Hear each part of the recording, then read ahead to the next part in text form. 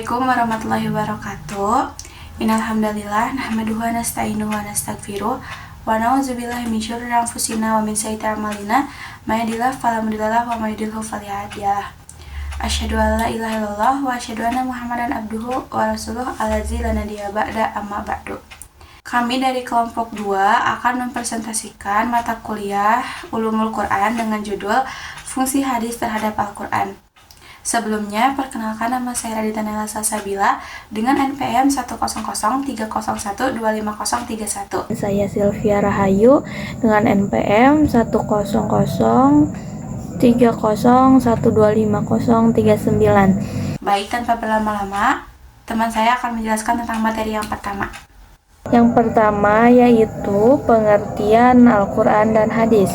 Al-Quran adalah kitab suci bagi umat Islam yang dianggap sebagai mukjizat terbesar Nabi Muhammad SAW. Dan hadis merupakan catatan tentang perkataan, perbuatan, dan persetujuan Nabi Muhammad SAW. Selanjutnya ada kedudukan hadis dalam Al-Quran. Hadis dalam kedudukannya sebagai penjelas.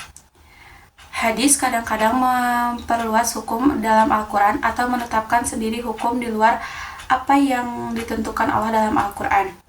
Kedudukan hadis sebagai bayani atau menjalankan fungsi yang menjelaskan hukum-hukum Al-Quran tidak dilakukan lagi dan dapat diterima oleh semua pihak karena memang itulah Nabi ditugaskan Allah Subhanahu wa Ta'ala.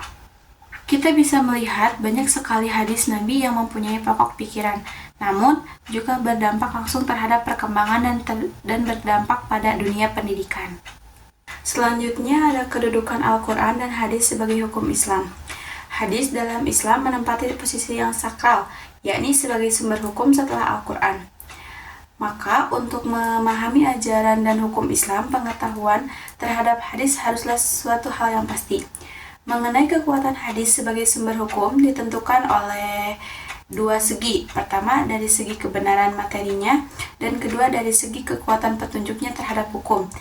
Dari segi kebenaran materinya, kekuatan hadis mengikuti kebenaran pemberitaannya atau urutnya yang terdiri dari tiga tingkat, yaitu mutawatir, masyhur, dan ahad.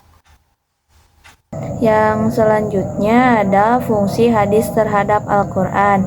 Yang pertama yaitu bayan at-taqrir, artinya memperjelas isi Al-Quran. Fungsi hadis terhadap Al-Quran yang pertama adalah bayan at-taqrir, yang berarti memperkuat isi Al-Quran.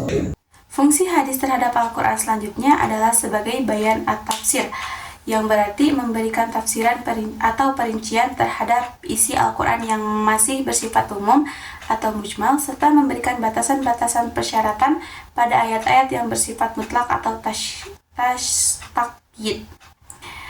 Contoh hadis sebagai bayan at-tafsir adalah penjelasan Nabi Muhammad SAW mengenai hukum pencurian.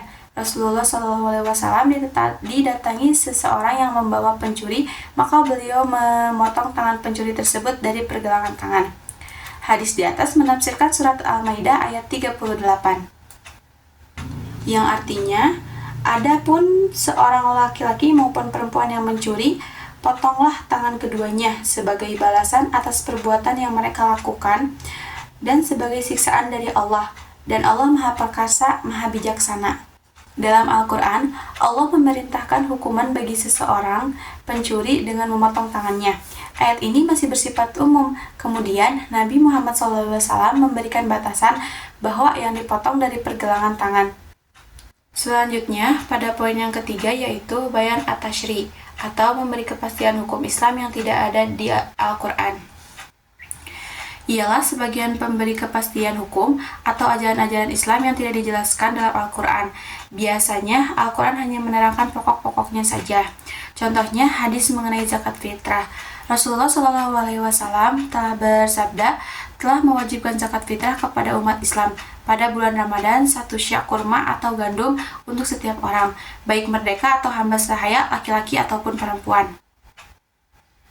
Yang keempat yaitu ada bayan nasakh, yang artinya mengganti ketentuan terdahulu. Para ulama mendefinisikan bayan nasakh berarti ketentuan yang datang kemudian dapat menghapuskan ketentuan yang terdahulu, sebab ketentuan yang baru dianggap lebih cocok dengan lingkungannya dan lebih baru. Yang terakhir ada kesimpulan. Fungsi hadis terhadap Al-Quran adalah sebagai bayan at-tafsir, sebagai bayan at-tashri, dan sebagai bayan nasakh. Kedudukan hadis sebagai bayani atau menjalankan fungsi yang menjelaskan hukum Al-Quran tidak diragukan lagi dan dapat diterima oleh semua pihak, karena memang untuk itulah Nabi ditugaskan oleh Allah Subhanahu wa Ta'ala.